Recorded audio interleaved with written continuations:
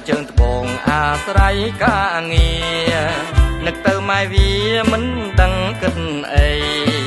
បើអូនដាំផ្កាបងនឹងដាំព្រៃ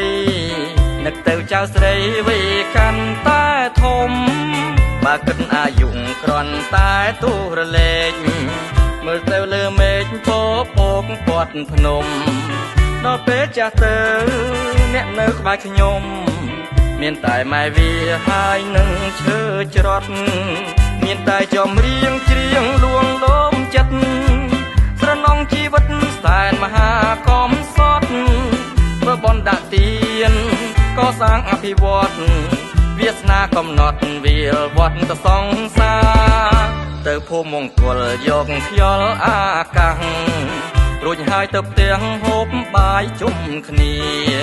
ទួមហូបមិនឆ្ងាញ់បានចិនម៉ែវាមានគ្នាកងក្ដៅកូនចៅរីករា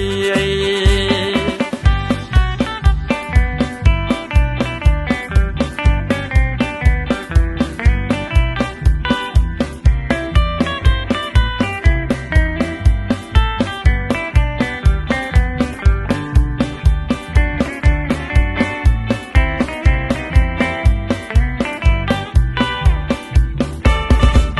លេចកើតជើងត្បូងអាស្រ័យការងារ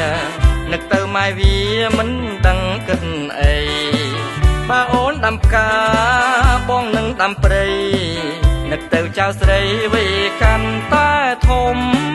បើគិតអាយុគ្រាន់តែទូរលេខមើលទៅលើមេឃពពកពាត់ភ្នំដល់ពេលចាស់ទៅ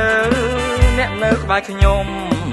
មានតែម៉ែវាហើយនឹងឈើច្រត់មានតែចំរៀងច្រៀងលួងលោមចិត្តស្រណងជីវិតសែនមហាកំសត់ធ្វើបន់ដាក់ទៀនកសាងអភិវឌ្ឍវាសនាកំណត់វាលវត្តទៅសង្សា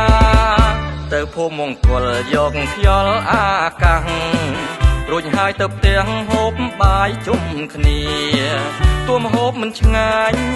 បានចិនម៉ែវាមានគ្នាកងក្ដៅកូនចៅរីករា